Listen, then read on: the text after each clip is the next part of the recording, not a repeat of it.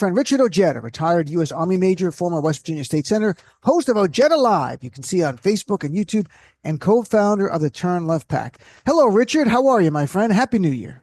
What's up, Dean? Happy New to you, man. Always enjoy being on your show. It's great to chat with you. So, Trump's back. What's your reaction?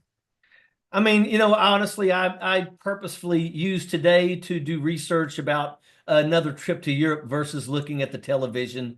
It is what it is. Now it's time for us to go back to waking up every morning and wondering, what are they doing now?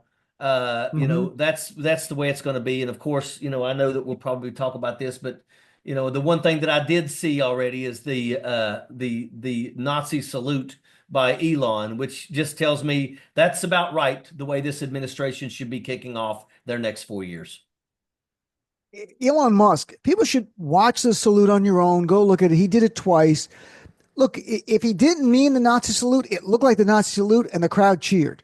And that is more jarring than even if he accidentally did the Nazi salute, like he's not thinking and he just did it and the crowd cheering, because it clearly looks like it. He looks really angry in it too. Very like something out of a World War II movie. He may have even clicked his heels for all we know. We can't see his feet. Well, that just tells us about the Trump supporter. That's the kind of stuff that they're excited about. They want to see people of color and, anybody that's not lily white, they want to see them thrown out of this country.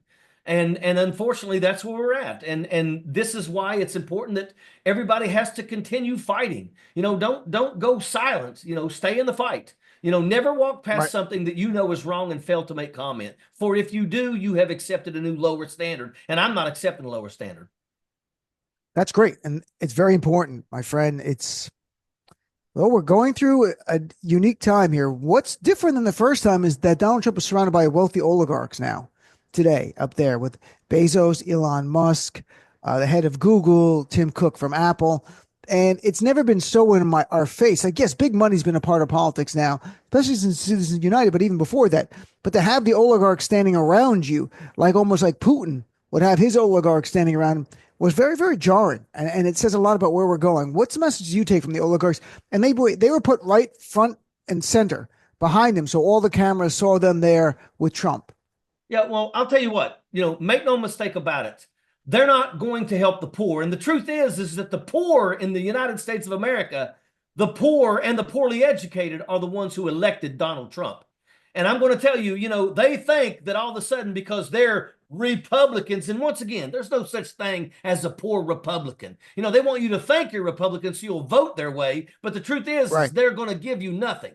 But I'm going to tell you right now, just like that one guy said that's taken over, I think, the Treasury, flat out, we have no plans on raising the minimum wage. Let it stay at $7.25. Let the states deal with that. Our main focus is making sure that we can continue to handle the tax cuts and the free money giveaway to the billionaires. And, maybe that's going to wake some of these people up when they realize that their grocery prices aren't going down. Let me tell you something. You woke up this morning or yesterday morning and found out that, TikTok is going to survive. And what did they do? They said, thank Donald Trump for this.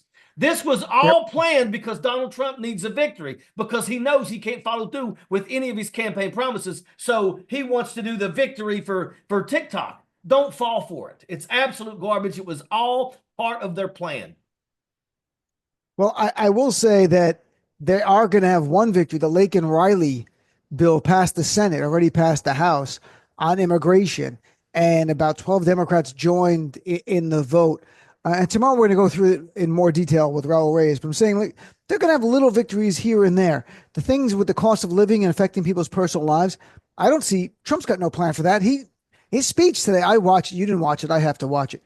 It was just one step above falling asleep. He was almost slurring his words. He has almost no energy. Every now and then it would get up the energy. I'm not sure if it's just aging or he's on a certain medication, but there's something not right. And J.D. Vance is like a Cheshire cat knowing he'll be president within the next couple of years in all likelihood, sitting there. He's happy about the whole thing. I agree. I think you're right. I think that's who they really want to be the president of the United States. And let me tell you something. I'm not going to sit here and take for 1 second and think that they actually respect Donald Trump. I think that behind the scenes, other Republicans too, I mean, they know he's a buffoon, but the thing is they're scared of him. And the reason why they're scared of him is because Donald Trump did something that no other president had ever really been able to do. No other Republican president, that is. And that was tap into the poor people, tap into the poorly educated people too, because they believe that Donald Trump is the second coming of Christ. And, that's the way that it is. I've been going back and forth with a local pastor from where I'm from, because once again, he had the gall to stand up and tell everybody that Kamala Harris was steep in satanic rituals, while What? Donald Trump was the way, the Wow. truth, and the light. She wanted to Right. lower prescription drug costs and help young families be able to afford their first home. And that's who you went against. But the reason why, and I'll tell you what, Adam Kinzinger said it. You pastors did this. You looked outside, you saw the cars of your flock, and you saw the Vance Trump stickers on them. And you knew that if you spoke out against those guys, it might hit your kitty. And that's why they went all in on Donald Trump. And once again, when you ask them, hey, tell me something. What did you think about Donald Trump charging people $200,000 to pray with him? They all of a sudden, they don't want to talk about that stuff. They know this. Donald Trump tapped into the poorly educated, and that's why he is in power. And that's why they're scared of him, because they know that the poorly educated still believe Donald Trump as of now. And they believe that Donald Trump could turn them against him. If Donald Trump does something really, really super bad that turns the poorly educated against them, then the Republicans will flush him like it was yesterday. Well, is there anything from your experience living in West Virginia and dealing with people as an elected official that could put a light goes on voters there who are, like you're saying, that this kind of Trump base that would be like, oh wow, this guy really is bad. It's not helping me. Or is that it? They're just in for the ride to the end of this. Like, When how do you look at you it? when you live in a place where you literally are always barely making it from month to month, they have hope that Donald Trump's going to do something for them, but he's not. They're still barely eking out, a living. And I'm going to tell you that if Donald Trump gets away with what he wants to really do, I'm telling you, they're going to start waking up. Donald Trump isn't going to last 4 years before everybody starts turning on him. I personally believe that 2026 is the most important election of our lives. And I'm going to tell you, I'm going to be participating in this. I'm Mm-hmm. not going to announce what I'm doing right now, but I'm going to tell you right now, I'm going to be very, very active, because we have to. And Good. I believe that Donald Trump will do something over the next 2 years that will be impeachable. And I believe that after that, we'll impeach him. And then finally, the Senate will get rid of him. We should be able to take back the House and the Senate if things keep going the way that they're going. And once again, it started off with a Nazi salute. So yeah, that's the Trump administration kicking off day number one. I'm chatting with our friend Richard Ojeda. So, Richard, from a point of view of someone who served in the military and is a veteran, obviously, what are your concerns specific to how Trump's going to deal with the military? And also, we can get to like veterans and concerns about the VA and what he might be doing. But what are your concerns first about what he might do to our military and how he'll use them? Well, first off, I worry about, they've already said, they don't want women in roles of combat. Look, women have earned the right to serve in any position in our military. And I'm going to tell you, there's a female from Kentucky who jumped into a trench and cleared a whole entire trench line of Iraqi soldiers. And Wow. she was one of the first females to receive the Silver Star.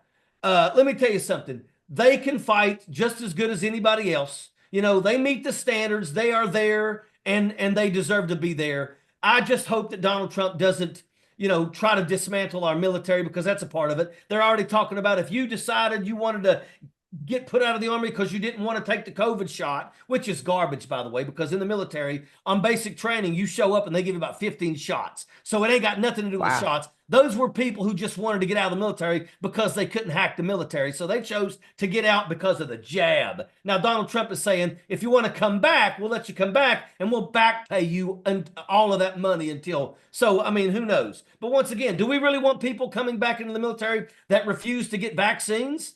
Because make no mistake about it, we are going to find you in places while you're in the military that probably is protecting you if you get certain vaccines. When you go to Korea, you have to go through the whole anthrax cycle. Yeah, it's to Wow. protect you, because over there's a possibility they could use that against you. So that's why.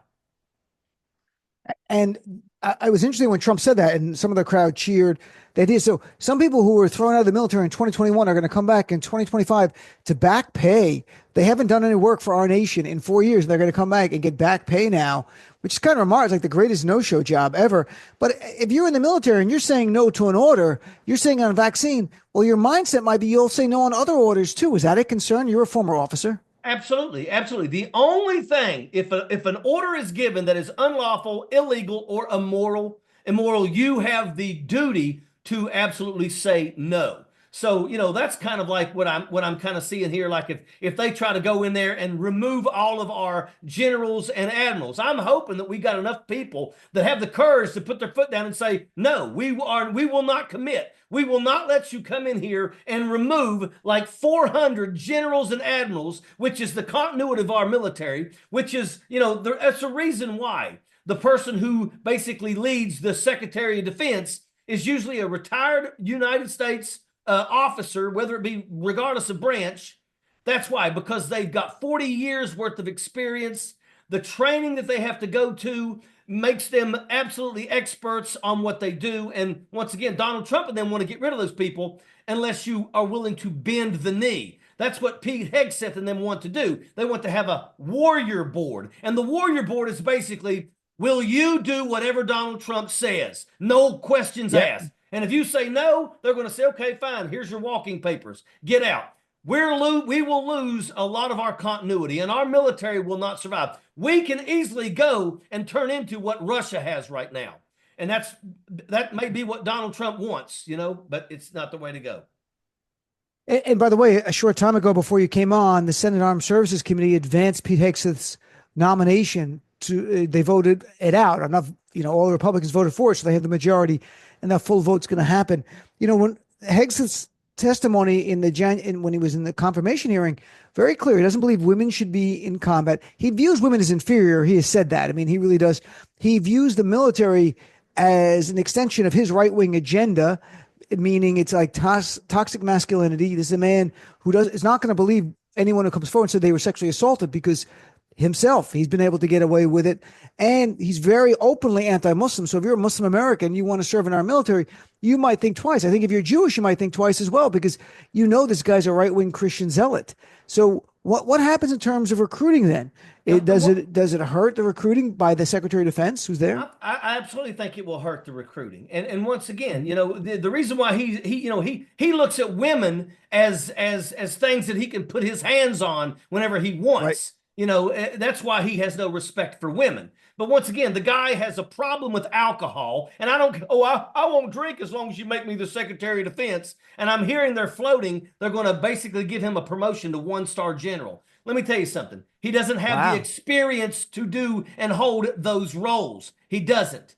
And it will be it'll be catastrophic. Our military is going to take a big hit from this. But once again, we have to hope that there's enough people willing to stand up and push back. I personally, I was at the point where I was like, man, I wish our military would just take over right now, because what's happening is going to put our military in the chopping block. Richard's not being literal, I hope. Nobody wants that. What are your concerns about veterans? I don't want it. I know. But I know that, I don't want to see our military be completely dismantled because of these bootlicking worms. I don't want the bootlicking worms there either. So what about veterans benefits? What are your concerns in terms of what Trump? I mean, their big thing is to cut the Doy's thing. They already cut Vivek. They got rid of half of the 50% of the leadership there. Yeah. Elon Musk wanted to run it in between Nazi salutes. And he's like, him working with a brown guy coming from apartheid South Africa, Vivek, I didn't think that was going to work too much with Elon. Ultimately, I thought Elon was not going to, and it didn't work out. So Vivek's out because he's not white and he's gone. He's going to go to Ohio, run for governor, and get trounced there. He's going to realize how racist the GOP is there. But what are your concerns about veterans? Like, what are they going to do? Because they want to do big cuts. Well, what they want, one of the things they're saying is that if you draw disability, you can't draw Social Security. Look, at the end of the day, I draw my retirement because I spent over 20 years in service to this country. I draw my disability because of those 24 years, you sent me to places where you broke us.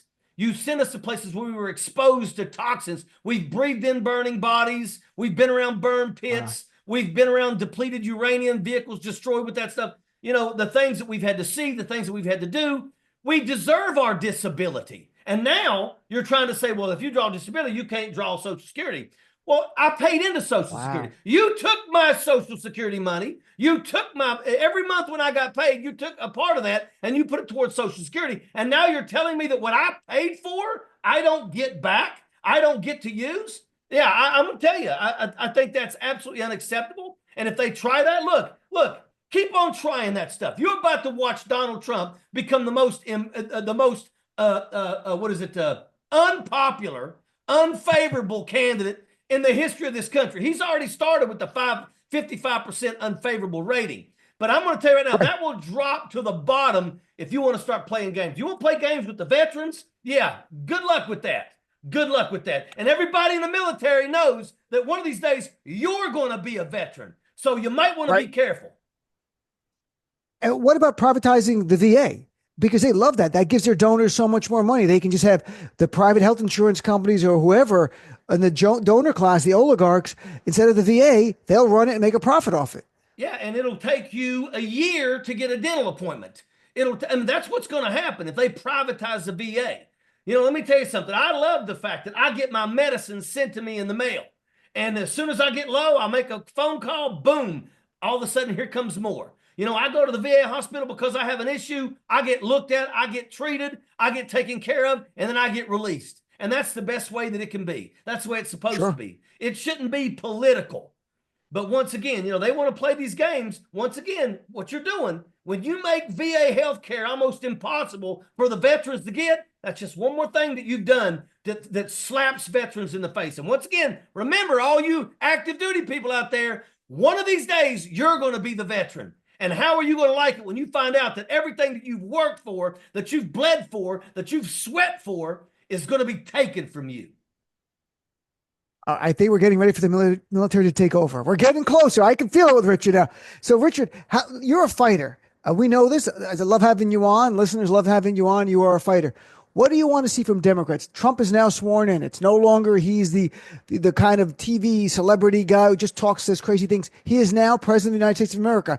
The Republicans have the smallest majority in the House in 100 years. They have a 3-seat majority. In the Senate, they got a few-seat majority. What should Democrats be doing? Well, first off, absolutely making sure you call out everything. Call out. Once again, like I said, never walk past something you know is wrong. They need to be calling out every single thing that Donald Trump does. And I'm going to tell you the things that he wants to do. Is he going to really send American troops down to Panama to try to seize something that belongs to Panama? This is the kind of stuff, are you going to actually send Americans to places that could potentially basically squeeze triggers on allies who have been with us since World War II? That's literally, you want to talk about Greenland, and we've been allies with Denmark for forever. Canada is supposed to be our greatest friend and biggest trading partner. Mexico, same thing. He's picking fights with people that you have no business picking fights with these people. But Donald Trump is who he is. He's a racist and he's not a smart man.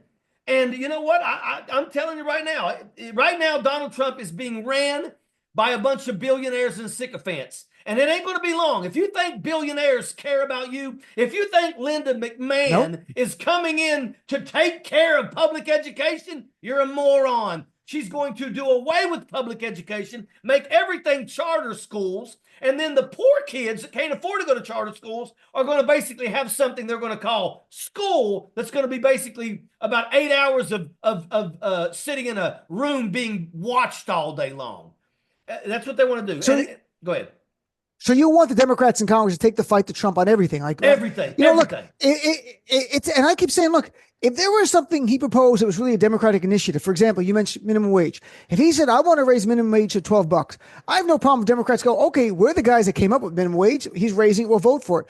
But except for that kind of stuff, there should not be this idea of common ground. We were told by Democrats in the campaign, he's a fascist. The guy wants to end our democracy and our freedoms. And now we've got governors sending letters. Let's find common ground. with the fascist? Was he not a fascist? I mean, that's the big question we all have now. Were you telling us things that weren't true? But I believe he is a fascist. I don't. You don't have to tell me. Yeah, he's not planning on doing anything to elevate people out of poverty. But that's also going to be a positive thing for us, because they all for some odd reason think that Donald Trump's coming back in and life's going to be great. Guess what? Your grocery prices are not going down. Your gas prices are probably going to start skyrocketing. I'll tell you right now, they've raised 30 cents in the last 2 days in my hometown right now. So, I'm going to tell you right now, things are already starting to go up.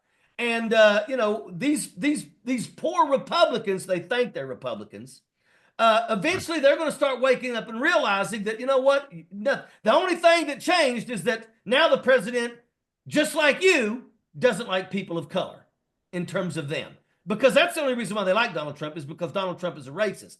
They don't like him because he's elevated himself. Because Donald Trump never elevated anybody in his first administration. Not one single person. He didn't help nobody. Hell, he even lost more coal jobs under him than anybody else. So, you know what? These people they're going to wake up. Yeah, it's remarkable. His speech today, and I know you didn't watch it, but again, I watch it. I read it as well. He talks about things like he was never president. Like, we're going to have the golden age of America. Well, you were president for 4 years. We didn't have the golden age then. Why would we have it now? Like, it's like there's amnesia. Like, somebody like, oh my God, it's going to usher in great times. It wasn't great the first time, and it ended really, really badly with COVID. So if he has one challenging thing, he's going to screw it up. Americans will die, like it happened in COVID, in huge numbers. And at this time, there's no way to vote him out. I mean, it's just the end of his term, and then we hope he just disappears after that, although he should be gone to jail. So I want to get your reaction. You mentioned Panama. Trump in his speech today actually made a case for what sounded like war against Panama. He said they've treated us unfairly. We built the canal. We spent all this money. And then he said, quote, we're taking it back about the canal. If you're saying we're taking back someone else's property because we gave it to him by way of a treaty in 1977, well, it sounded like he was making the case, honestly, for military action. Yeah, but here's the funny thing. What does he think he's going to do? The reason why there are less ships going through is because of climate change, because the water levels are lower than they were decades ago.